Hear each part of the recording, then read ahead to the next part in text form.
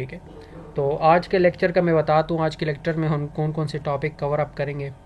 तो पहला जो है बेसिकली हम फंडामेंटल्स डिस्कस करेंगे कि क्या बुनियादी असूल हैं इस या कैड फंडामेंटल जो है इसके, ठीक है, क्या बुनियादी असूल है जिसकी बुनियाद पे जो है, जिसकी बेस पे हम कंप्यूटर को यूज़ कर रहे हैं, ठीक है, या इस सॉफ्टवेयर्स को जो है हम इन प्लेटफॉर्म्स को यूज़ कर रहे हैं। इनका इंट्रोडक्शन होगा। देन उसके बाद डिज़ाइन प्रोसेस को डिस्कस करेंगे।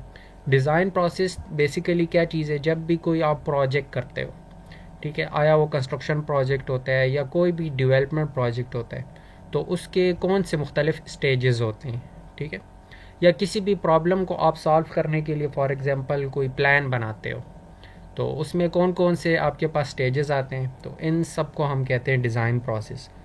तो सेकंड चीज़ ये डिस्कस करेंगे। एंड लास्ट में जो है फिर इन डिज़ाइन प्रोसेस के अंदर जो है कौन कौन से स्टेजेस जो मैंने आपको बताए, हम उनको कंप्यूटर के ज़रिए जो है वो हल करते हैं, ठीक है, या कंप्यूटर का इनमें यूज़ करते हैं, जिसको हम एप्लीकेशंस भी कहते हैं, मींस कंप्यूटर को इस्तेमाल करना। तो ये आज के लेक्चर की आउटलाइन है, मींस इन सब चीज़ों को हम कवर अप करेंगे। तो सबसे पहले चलते हैं डेफिनेशन की तरफ, जो कैट की बेसिकली है। अच्छा, तो आप स्लाइड्स के ऊपर भी देख सकते हो कि जिस तरह आजकल जो है मॉडर्न एरा स्टार्ट हो गया, मॉडर्न दौर है। अच्छा, मैं दोबारा से शेयर कर देता हूँ स्लाइड को, एक मिनट, वैसे जस्ट अ मिनट।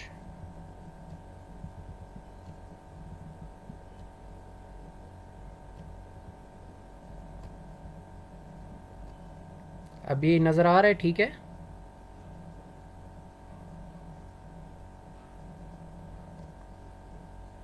अभी मुझे बता दे, अभी स्लाइड ठीक है? ठीक है, ठीक है। अच्छा, तो बात हम कर रहे थे फंडामेंटल्स की। तो जिस तरह आजकल मॉडर्न एरा में जो है हर एक फील्ड में अब कंप्यूटर का यूज़ हो रहा है, क्योंकि आपके पास डेवलपमेंट जो है वो मॉडर्न आ रही है। फॉर एग्ज़ाम्पल आप बिज़नेस की फील्ड में जाएं तो वहाँ पर कंप्यूटर्स यूज़ हो रहे हैं। बिजनेस से मुराद आप किसी भी, फॉर एग्ज़ाम्पल मेडिसिन शॉप पे जाते हो जो कि बिज़नेस है, वो आपको जो है बाकायदा कंप्यूटर के ऊपर जो है पूरी लिस्ट बना कर देता है जो मेडिसिन वगैरह परचेज़ करते हो। या इसी तरह आप गवर्नमेंट के डिपार्टमेंट्स में जाते हो, ठीक है, वहाँ पर कंप्यूटर की यूजेस देखते हो लेटर टाइप होने के लिए या उनके एड्स बनने के लिए, या आप कॉन्ट्रैक्ट्स वगैरह अक्सर न्यूज़पेपर्स में देखते हो, ये कंप्यूटर वगैरह में टाइप किए जाते हैं। इवनली आजकल जो है वो ई टेंडरिंग उसको कहते हैं, ऑनलाइन टेंडर वगैरह जो है वो भी स्टार्ट हो चुके हैं। जो गवर्नमेंट प्रोजेक्ट्स होते हैं अपने प्रोजेक्ट के लिए वो ऑनलाइन टेंडर वगैरह जो है वो दे रहे हैं। तो इससे मुराद कंप्यूटर का जो है यूज़ उनमें भी आ रहा है। मिलिट्री पर्पज़ इसको देख लें तो मिलिट्री वगैरह में भी इसका बहुत ज़्यादा यूज़ आ गया। एंड उसके अलावा हमारी स्टडी एंड रिसर्च जो है इस फील्ड में भी जो है वो कैड का बहुत ज़्यादा यूज़ हो रहा है। कैड बेसिकली आपके पास एक प्लेटफॉर्म है, ठीक है, फिर इसके अंदर जो है डिफरेंट सॉफ्टवेयर्स यूज़ होते हैं, जिस तरह मैंने आपको इंट्रोडक्शन में बताया था, ठीक है। देन उसके अलावा जो अब मॉडर्न दौर है उसके अंदर आपका जो मेन फोकस होता है वो डिज़ाइन या मैन्युफैक्चरिंग या मॉडलिंग की तरफ होता है, ठीक है। मैन्युफैक्चर या मॉडलिंग दोनों एक ही चीज़ है, लेकिन हम यहाँ पर सिविल है तो सिविल में हम मॉडलिंग करते हैं, ठीक है, किसी भी चीज़ को हम तैयार करते हैं। मीन मैन्युफैक्चर तो कहते हैं कि रॉ मटेरियल से बनाना। जिस तरह आप सीमेंट बनाते हो तो उसमें जिप्सम और सैंड और मुख्तलिफ मटेरियल्स को लेकर एक प्रोडक्ट बनाते हो, मैन्युफैक्चर करते हो। लेकिन जब यहाँ पर हम बात करते हैं तो यहाँ पर हम मॉडलिंग की बात करते हैं। मॉडलिंग से मुराद शेप देना किसी चीज़ को, ठीक है, बिल्डिंग हो गया, रोड हो गया, उसके डिज़ाइन को शेप देना, या हैवी प्रोजेक्ट्स हो जाते हैं, एयरपोर्ट हो गया, डैम हो गया, तो यहाँ इसमें हम सिर्फ उसको शेप देते हैं। तो यहाँ पर हम इसलिए वर्ड जो है वो मॉडलिंग यूज़ करेंगे। तो डिज़ाइन एंड मॉडलिंग में जो है अब इन सॉफ्टवेयर्स का यूज़ बहुत ज़्यादा हो गया है। उसकी वजह क्या है उसको हम आगे जाकर लेक्चर में डिस्कस करेंगे। एंड इसी टेक्नोलॉजी को जो है अब हर फील्ड में जो है वो यूज़ किया जा रहा है। तो ये इसके वो बुनियादी अवामिल थे, हमने जर्नली डिस्कस किए। अब आ जाते हैं सिविल से रिलेटेड, बेसिकली इसके अंदर जो है और फिर सॉफ्टवेयर काम कैसे करता है, ठीक है। तो जिस तरह मैंने प्रीवियसली स्लाइड में आपको बताया है कि कंप्यूटर एडेड डिज़ाइन के अंदर जो है मुख्तलिफ़ किस्म की डिज़ाइन एक्टिविटीज़ इन्वॉल्व होती हैं, जो कि मैंने आपको लास्ट क्लास में भी बताया था।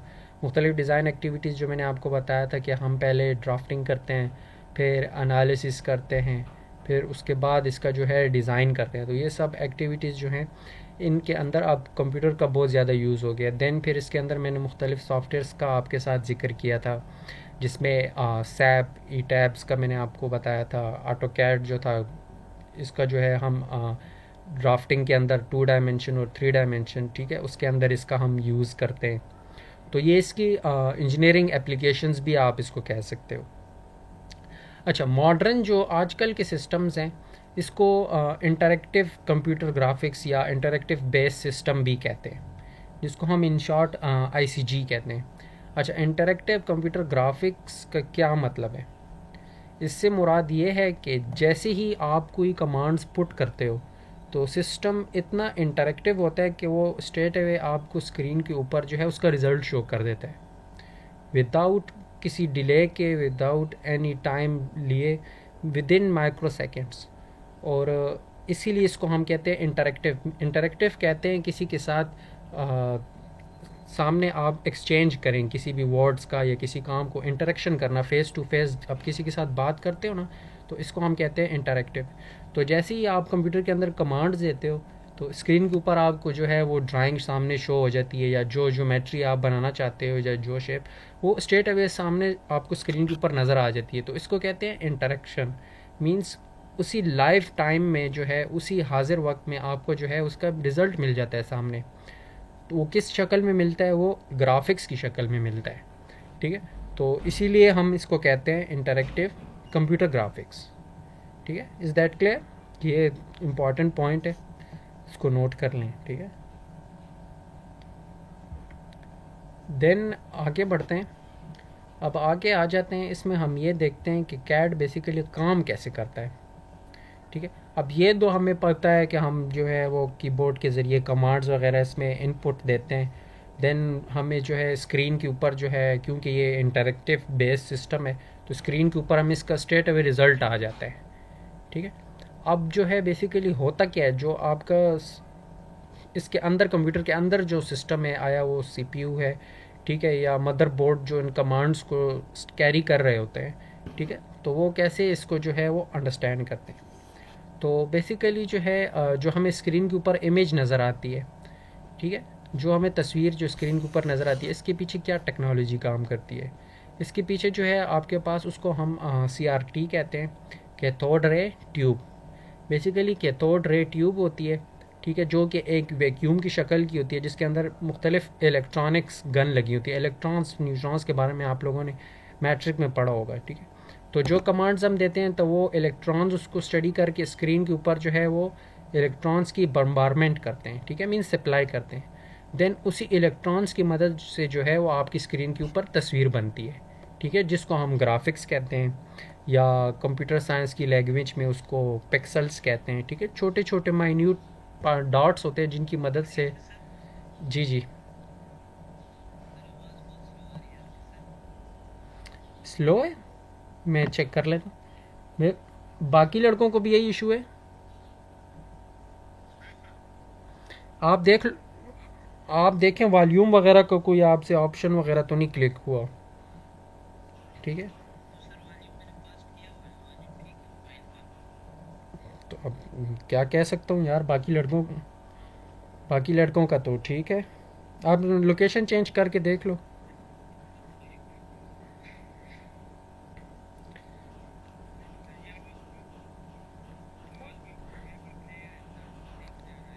ठीक है, अच्छा, आपका लोकेशन वगैरह चेंज करके देख लें, ठीक है, ठीक है, ठीक है, ठीक है, ठीक है। अच्छा, तो बात हम कर रहे थे CRT की, जिसको कैथोड रे ट्यूब भी कहते हैं।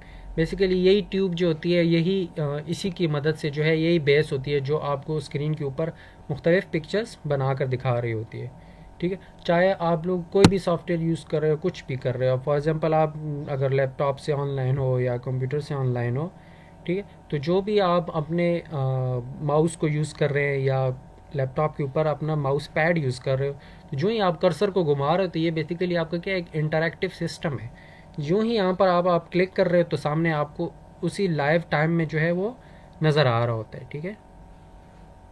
देन बेसिकली जो है कैड किस तरह काम करता है, इसके पीछे इंटरैक्टिव सिस्टम है और इसके आगे जो इमेज बनती है, ठीक है, तो वो किस बेस पे बनती है, वो कैथोड रे ट्यूब की मदद से बनती है, ठीक है। और इसी तरह अगर हम सिविल में बात करें तो जो आप जितनी बेसिक ज्योमेट्री बनाते हो या कोई लाइन ड्रा कर रहे हो या सर्कल बना रहे हो, ठीक है, एंड सो ऑन, वो सामने इमेज आपको एट दैट लाइफ टाइम जो है वो स्क्रीन के ऊपर नज़र आ रही होती है। या आसान अल्फाज में बताऊँ तो आसान अल्फाज में इलेक्ट्रॉनिक बीम होती है, ठीक है, उसकी मदद से स्क्रीन के ऊपर इमेज क्रिएट होती है। So this is called CRT, cathode ray tube. अच्छा, ये तो आपके लेक्चर के फर्स्ट पार्ट था।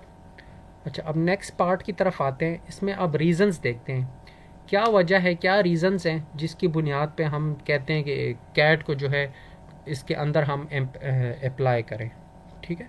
आया हम अपने इंजीनियरिंग फील्ड के अंदर हम क्यों इसको अप्लाई करें कैट को, what are the basic reasons, या कौन सी ऐसे वो अवामिल हैं जिसकी मदद से हम इसको अप्लाई करें तो हमारे कुछ, या कौन से ऐसे इश्यूज़ हैं जिनको हल करने के लिए लाजमी जो है इनका यूज़ किया जाना चाहिए। तो उसमें 4 पॉइंट्स हैं। पहला पॉइंट ये है कि to increase the productivity of the designer. Productivity से मुराद जो है डिज़ाइनर भी कह सकते हो आप। फॉर एग्ज़ाम्पल जो भी सॉफ्टवेयर के ऊपर काम कर रहे हैं तो आप उसको डिज़ाइनर कह सकते हो या यूज़र कह सकते हो, उसको डिफरेंट नेम्स दे सकते हो, ठीक है, जो भी सॉफ्टवेयर को यूज़ कर रहे हैं। तो यहाँ पर मैंने थोड़ा सा इजी डिज़ाइनर वर्ड यूज़ किया। तो अब फॉर एग्ज़ाम्पल एक बंदा जो है वो मैनुअली काम कर रहा है तो वो एक दिन में एक ही प्रोजेक्ट कंप्लीट कर सकता है, लेकिन अगर वो सॉफ्टवेयर यूज़ करे तो डेफिनेटली उसका काम ईजी होगा। वो एक दिन में एक की बजाय 5 प्रोजेक्ट्स कर सकता है, 4 प्रोजेक्ट्स कर सकता है।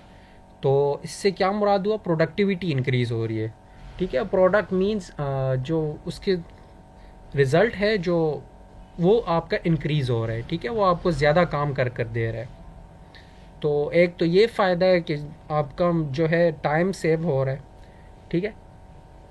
दूसरा ये फ़ायदा है कि इससे जो है क्वालिटी इम्प्रूव होती है डेफिनेटली। जो आपके ह्यूमन एरर्स होते हैं कैलकुलेशंस में, फॉर एग्जांपल हम कैलकुलेटर को यूज़ करते हुए लेट से वैल्यूज़ जब कैलकुलेट करते हैं तो हम पॉइंट के बाद या डेसिमल के बाद जो है अक्सर वैल्यूज़ को हम निगलेक्ट कर देते हैं। फॉर एग्जांपल 25.26 एज एग्जांपल हम ले लेते हैं, लेकिन जब हम वैल्यू लिखते हैं तो हम 25.2 लिख देते हैं, 6 को छोड़ देते हैं। लेकिन आप लोगों को याद हो एक टॉपिक हमने मैट्रिक में डिस्कस किया हुआ है, सिग्निफिकेंट फिगर जिसको कहते हैं मैथ्स में, कि जब आपके पास डेसिमल के बाद 5 आता है, 5 से ग्रेटर वैल्यू जब आती है, 0.56 आता है, तो 6 को आप तब निगलेक्ट करोगे जब उसको 5 के साथ प्लस कर दोगे।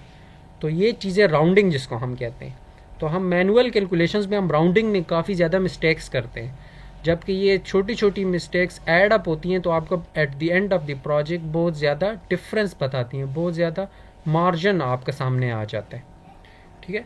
तो कंप्यूटर जबकि या सॉफ्टवेयर है तो वो आपका बिल्कुल माइन्यूट छोटी सी छोटी वैल्यू जो है उसको भी कैलकुलेट करता है, उसको भी वो निगलेक्ट नहीं करता या इग्नोर नहीं करता, जिस तरह हम अक्सर कैलकुलेटर्स को यूज़ करते हुए जो है वो इग्नोर कर देते हैं, ठीक है। तो इससे क्या होता है, आपकी क्वालिटी आती है डिज़ाइन में। यहाँ पर अब मैं बात कर रहा हूँ तो बेसिकली हम डिज़ाइन की बात करेंगे, ठीक है।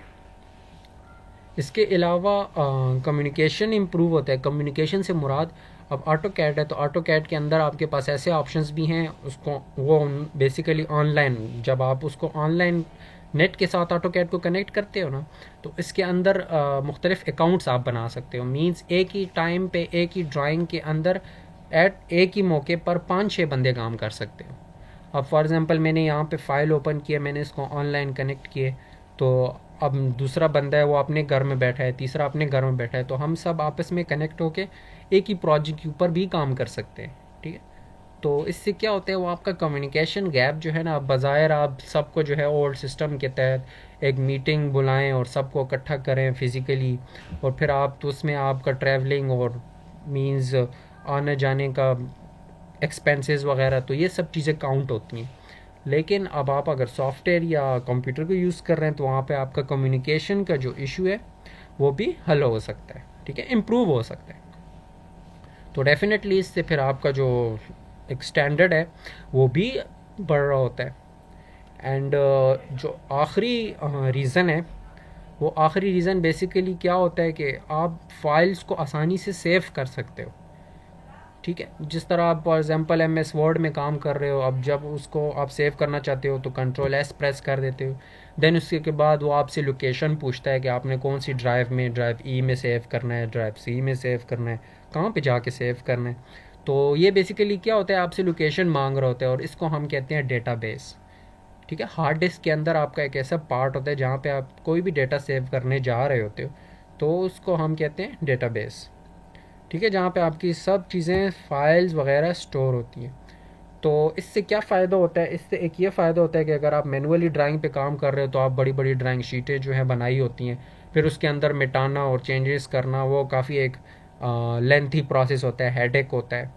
ठीक है, फिर उसके अंदर चेंजेस करना तो वो आपकी ड्राइंग की क्वालिटी ख़राब हो सकती है, क्योंकि जब आप रबड़ से उसको मिटाओगे फिर करोगे, जो आपकी कागज़ सब चीज़ों पे मीन्स असर पड़ सकता है। लेकिन जब आप सॉफ्टवेयर को यूज़ कर रहे हो तो सॉफ्टवेयर के अंदर just a matter of clicks, आप कुछ ही क्लिक्स के अंदर जो है उसके अंदर एडिंग, एडिशन या उससे मीन्स चेंजेस कर सकते हो अपनी रिक्वायरमेंट के मुताबिक। तो ये मेन 4 रीज़न्स हैं। ठीक है, जिसको बुनियाद बनाकर हम कह सकते हैं कि जो कैड है उसको मस्टली यूज़ किया जाना चाहिए सिविल इंजीनियरिंग में। मैं इसको खुलासा बता देता हूँ, सम अप कर देता हूँ। पहला है अगर आप यूज़ करेंगे तो एक तो प्रोडक्टिविटी इंक्रीज़ होगी, आप कम टाइम में ज़्यादा मींस अगर घर की ड्राइंग बना रहे तो 5-6 घरों की आप ड्राइंग्स बना सकते हो फॉर एग्ज़ाम्पल।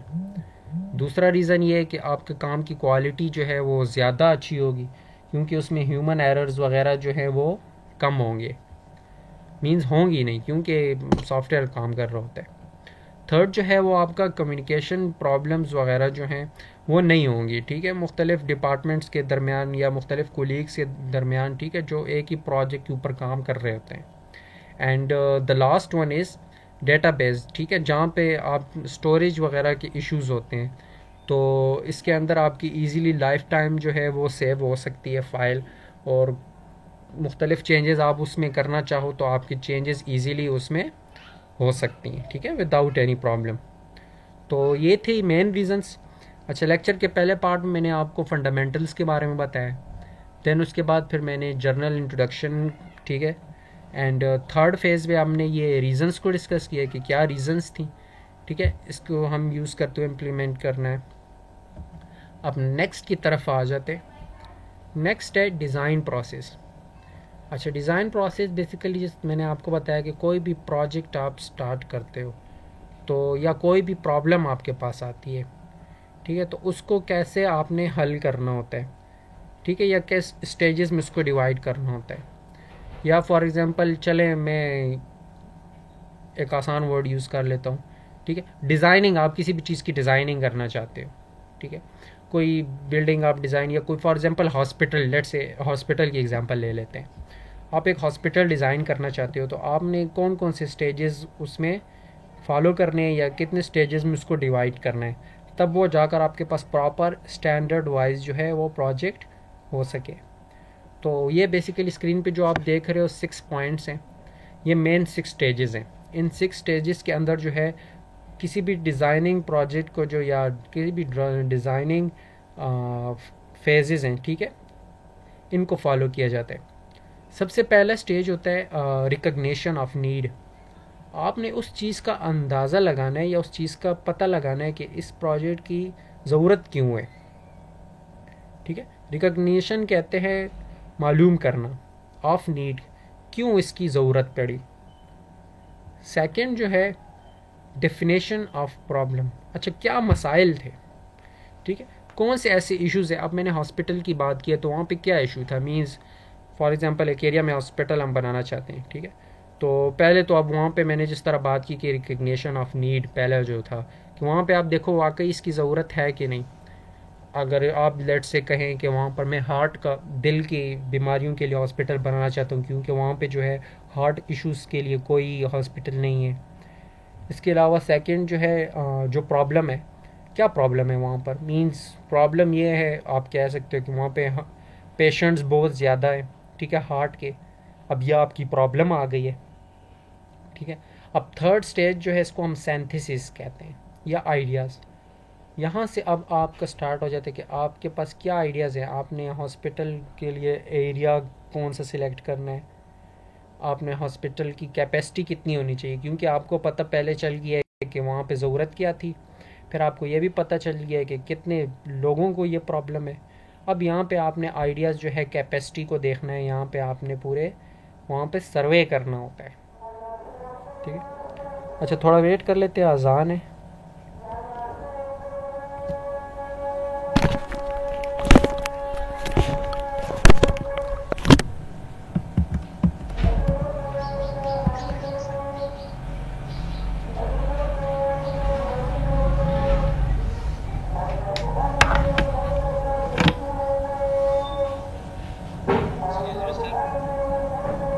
अजान है डियर, वेट कर लेते हैं।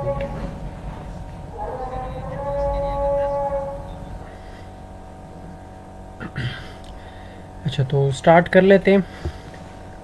हम जो थर्ड डिज़ाइन प्रोसेस की बात कर रहे थे, तो इसमें जो थर्ड वन था सिंथेसिस, मींस जब आप आइडेंटिफाई कर लेते हो प्रॉब्लम को भी और नीड को भी, तो थर्ड स्टेज आपका आ जाता है सिंथेसिस का। अब सिंथेसिस में आपने ये करना होता है, जैसे मैंने आपको हॉस्पिटल की एग्जांपल बताई है, कि अब उसमें आपने डिसाइड करना होता है मॉडलिंग का। मींस आपने कितने स्टोरीज़ बनानी है, ठीक है। 10 स्टोरीज़ होना चाहिए हॉस्पिटल, 15 स्टोरी होना चाहिए, ठीक है। कितने रूम्स होने चाहिए, क्योंकि आपको पीछे प्रॉब्लम का भी पता चल चुका है और नीड का भी पता चल चुका है। नाउ उसके बाद फिर फोर्थ स्टेज आ जाता है।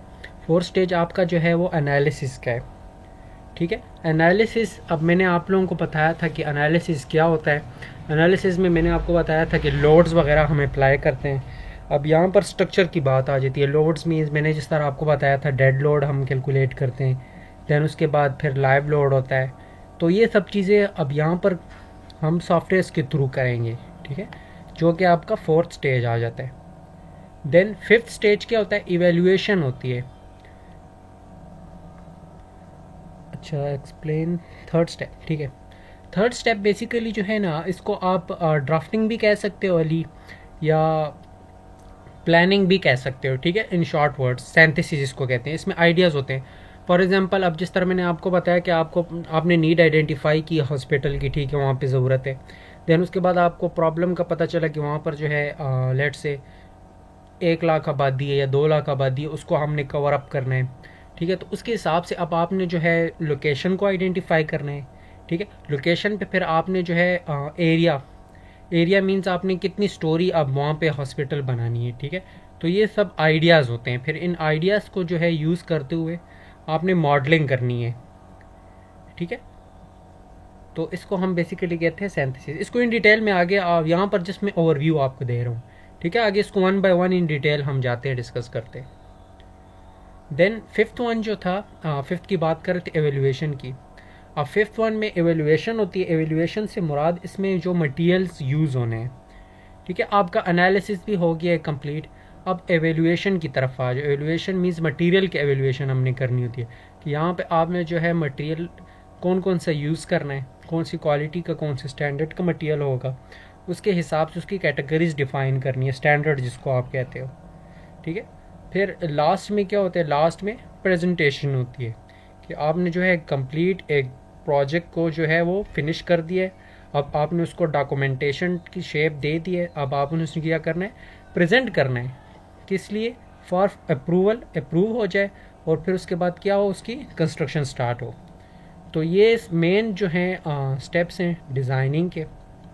तो इसको अब आते हैं 1 बाय 1। यहाँ पर मैंने थोड़ा बहुत इसलिए आपको बताया कि आइडिया आप लोगों को क्लियर हो जाए कि बेसिकली इन 6 स्टेप्स का आपस में क्या कनेक्शन है और इन 6 को क्यों डिवाइड किया गया है। तो अब इनको 1 बाय 1 देखते हैं।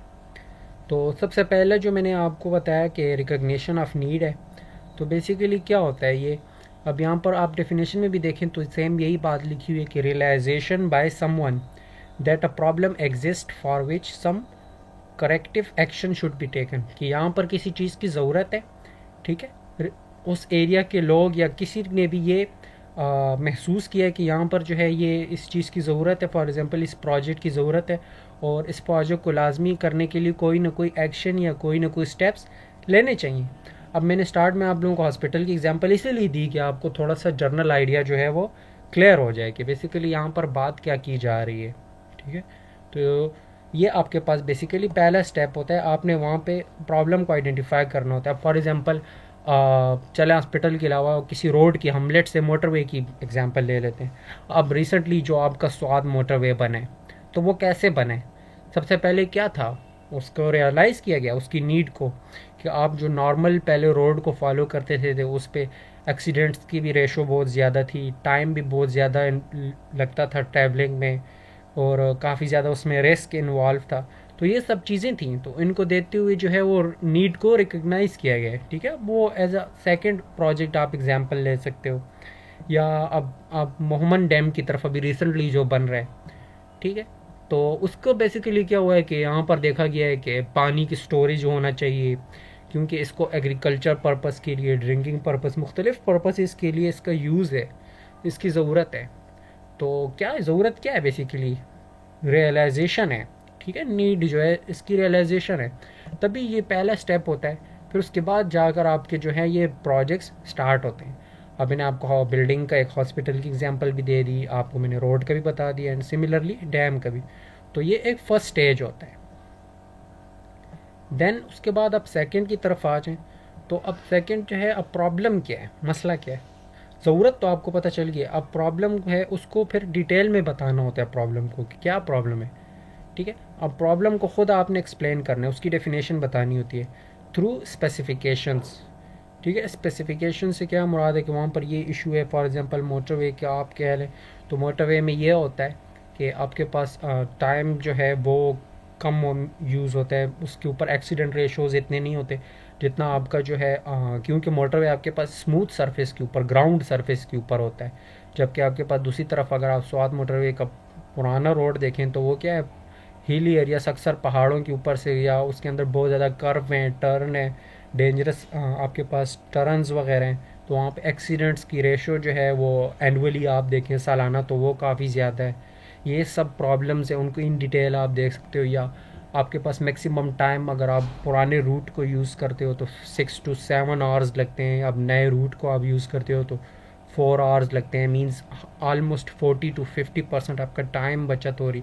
तो ये सब इश्यूज़ जो हैं, ये प्रॉब्लम्स आपने उसमें आइडेंटिफाई करने होते हैं। या हॉस्पिटल की मैं एग्जांपल दे रहा हूँ, तो हॉस्पिटल में आप ये कह सकते हो कि जो नियरेस्ट जो हॉस्पिटल है वो आपके पास ऑलमोस्ट 15 to 20 किलोमीटर्स में है, तो वहाँ पर पेशेंट को पहुँचने तक बहुत ज़्यादा रिस्क होता है, वो वहाँ तक ज़्यादा उसकी हालत ख़राब हो सकती है। तो इसलिए उसके जितना उस आबादी वाले या जितना उस सिटी के सेंटर में होगा हॉस्पिटल, तो उतना आपके पास जो है टाइम आपके पास जो है वो ज़्यादा मिल जाएगा पेशेंट को रिकवर करने में। So these are the main problems. ठीक है, इस सेकेंड स्टेज में आपने वो प्रॉब्लम्स को आइडेंटिफाई करना होता है। ठीक है, कि इन ये सब इश्यूज़ हमारे पास हल हो जाएंगे। या डैम के केस में आप देख सकते हो, तो डैम में आप ये कह सकते हो कि हमारे पास 20 to 40 ईयर्स के लिए पानी जो है वो सेफ़ हो जाएगा। हमारे पास एक स्ट्रक्चर ऐसा बन जाएगा कि जब हमारे पास रेन वाटर आते हैं, पीछे से बारानी पानी आता है, या जो भी नेचुरल रिवर से आता है, तो वो हम ज़ाया नहीं हो रहा, वो डायरेक्टली समंदर में जाके नहीं गिर रहा, हम उसका जो है वो पॉजिटिव यूज़ कर रहे हैं। ठीक है, so these are the main problems. Then अब थर्ड स्टेज पे आ जाते हैं। ठीक है, यहाँ पर मैंने कंबाइन करके लिख दिया थर्ड एंड फोर्थ को। सिंथेसिस थर्ड है बेसिकली। अब यहाँ पर आइडियाज़ आ जाते हैं। आइडियाज़ क्या, रियलिटी से करीब। अब आपने नीड भी कर ली, ठीक है, प्रॉब्लम का भी पता चल गया, आपने लिख लिए, नोट कर लिए। अब आना है इसको हल कैसे करना है। अब आप हॉस्पिटल है तो हॉस्पिटल के लिए आप ये करोगे कि हमने लोकेशन कौन सी सिलेक्ट करनी है, सिटी के सेंटर में करनी है, फिर कितनी स्टोरीज़ ये होना चाहिए, 20 स्टोरीज़ होना चाहिए, उस इलाके की आबादी को देखते हुए 40 स्टोरीज़ होना चाहिए। ठीक है, ये अब आइडियाज़ हैं। इसका डिज़ाइन कैसा होना चाहिए। या अब मोटरवे है तो मोटरवे में क्या है, पहले आपने साइट का सर्वे करना है, उस पूरे एरिया का, कहाँ से आप जो है वो शॉर्ट टर्न दे सकते हो, कहाँ पे आप सुपर एलिवेशन दे सकते हो। ये आपने हाईवे वगैरह आई थिंक पढ़ा होगा। ठीक है, या डैम्स की बात करें तो उसका डैम्स का स्लोप किस तरफ होना चाहिए, कहाँ से इसमें हम मैक्सिमम पानी को स्टोर कर सकते हैं, इसका डिज़ाइन कैसे बनाना है। तो ये सब चीज़ें जो है बाकायदा प्लानिंग टीम बैठती है, वो सब बेसिकली आइडियाज़ पेश किए जाते हैं और उसी के थ्रू उसकी प्लानिंग की जाती है। या फॉर एग्ज़ाम्पल आप ये अपनी मेट्रो को देख लें, बीआरटी को देख लें, तो सिमिलरली इसकी भी इसी तरह ही प्लानिंग की गई है। ठीक है कि अब इसमें ये जो स्टेज है इसके अंदर क्या किया गया कि आपने कहाँ कहाँ पर आपने स्टॉप्स वगैरह बनाने, ठीक है, इसका रूट कहाँ से होना चाहिए। अब मेन सिटी के सेंटर से इसका रूट है, क्योंकि ज़्यादातर लोग जो हैं वहीं से पिक एंड ड्रॉप लेते हैं, मेन वहीं से ही ऑफिस करीब वगैरह हैं। तो ये सब आइडियाज़ थे, फिर इसी की बुनियाद पर जो है उसका डिज़ाइन आगे जो है वो फाइनलाइज किया जाता है। देन उसके बाद जो नेक्स्ट है, आई होप ये क्लियर होगा, सिंथेसिस। ठीक है, ठीक है। देन उसके बाद जो है नेक्स्ट स्टेज जो है वो एनालिसिस होते हैं। एनालिसिस से मुराद अब आप इसके ऊपर आ जाते हो कि यार इसके अंदर लोड कितना लेना चाहिए। अब डैम्स है तो डैम्स के अंदर आपका पानी का लोड भी होता है, ठीक है, क्योंकि वो रेजरवायर होता है पीछे जहाँ पे स्टोर होता है, तो उसकी हाइट ज़्यादा होती है, तो वाटर लोड, ठीक है, वो कैलकुलेट करना होता है। फिर अगर आप मोटरवे की बात कर रहे हो तो उसके ऊपर जो है आपने व्हीकल गाड़ियों का जो लोड होता है, ठीक है, व्हीकल लोड, उसको कैलकुलेट करना होता है। या आप हॉस्पिटल्स की, तो हॉस्पिटल में जो मींस एक आपके पास लाइव लोड जो कि इंसान वगैरह होते हैं, एक आपके पास इक्विपमेंट्स या इंस्ट्रूमेंट्स जिसको हम सुपर इम्पोज लोड कहते हैं, फिर उसका अपना लोड होता है। तो ये सब मुख्तलिफ़ कैटेगरीज़ के जो आपके पास लोड है, इनको हमने फिर अप्लाई करके देखना होता है, ठीक है, इनको कैलकुलेट करना होता है, इनको फाइनलाइज करना होता है। तो इस स्टेज को हम कहते हैं एनालिसिस। फिर इसमें भी जो है आजकल जो है वो सॉफ्टवेयर का ही यूज़ है, ऑलमोस्ट 98 to 99% जो है वो सॉफ्टवेयर ही यूज़ हो रहे हैं इन प्रोसेसेस में, ठीक है।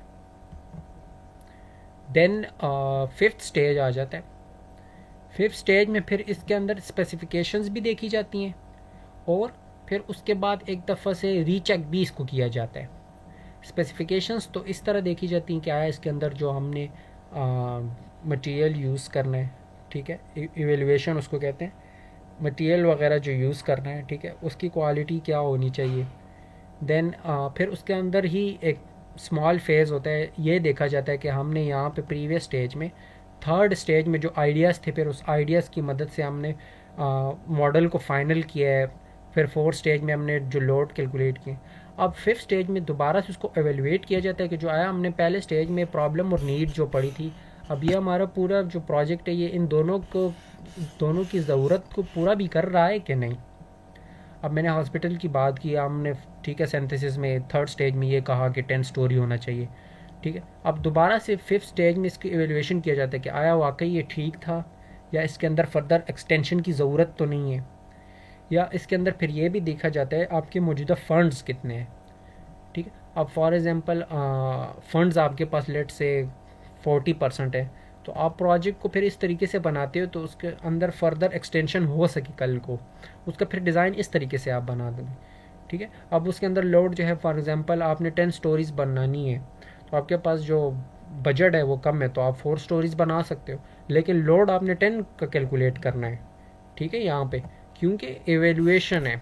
एवेल्युएशन में आप ये देखते हो कि अब जो मौजूदा स्टेज है इसके अंदर इसकी क्या सिचुएशन है, ठीक है, आया ये प्रॉब्लम जो हमने पिछले में बताया था उसको हल कर रहा है या नहीं कर रहा है, या नए इसके अंदर इश्यूज आ रहे हैं, क्या चीज़ है इसके अंदर, दोबारा से इसको एक रिकन्सिडरेशन इसकी की जाती है। उसके बाद फिर इसको फाइनल किया जाता है। एंड जो सिक्स स्टेज है हमारा जिसको हम कहते हैं प्रेजेंटेशन।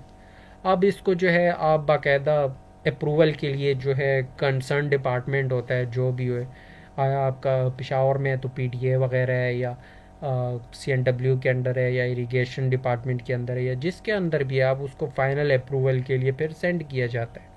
कि अब उसको पहले प्रेजेंट किया जाता है कि ये कंप्लीट इसकी जो है मॉडलिंग हो चुकी है, एनालिसिस हो चुका है, ठीक है।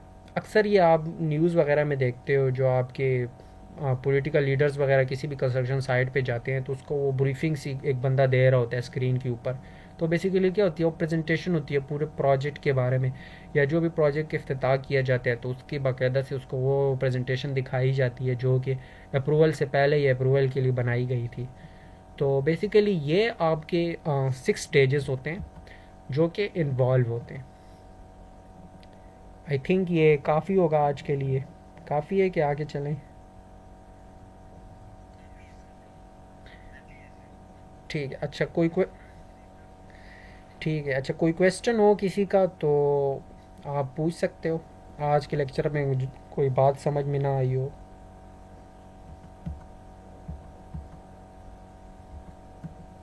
या कोई इशू वगैरह हो या कुछ भी हो आप शेयर कर सकते हो। ठीक है,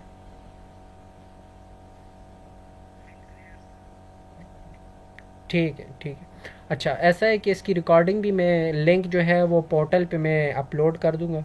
ठीक है, तो रात तक इंशाल्लाह इसकी रिकॉर्डिंग भी आ जाएगी, और पोर्टल के ऊपर ऑलरेडी मैं लेक्चर भी इसका अपलोड कर चुका हूँ, और इसका डिटेल नोट्स भी हैं। ठीक है, डिटेल अगर कोई ज़्यादा डिटेल में पढ़ना चाहता है तो वो फाइल भी मैंने अपलोड की है, वरना पेपर के लिए दोनों काफ़ी हैं। ठीक है, अगर कोई ये जो मैं लेक्चर में स्लाइड पढ़ा रहा हूँ कोई अगर ये स्टडी करता है तो ये भी गुड है। अगर कोई जो है मैंने डिटेल नोट्स इसी के डिटेल में दिए हुए हैं, वो भी पोर्टल के ऊपर फाइल है, अगर वो कोई स्टडी करता है तो वो भी बेस्ट है, मुझे कोई इशू नहीं है। अगर कोई अपने अल्फाज में लिखना चाहता है जो मैंने लेक्चर दिए तो वो मैं ज़्यादा खुशी से वो इनक्रेज करता हूँ। ठीक है ना, तो टेंशन नहीं लेनी है। ठीक है, बस खुद को समझाओ। इरफान रिलेटेड बुक्स के बारे में मैंने लास्ट क्लास में बताया था, और वो इंट्रोडक्शन लेक्चर भी मैंने अपलोड किए हुए हैं, उसके एंड में जो है वो बुक्स के नेम्स में मेंशन है। ठीक है।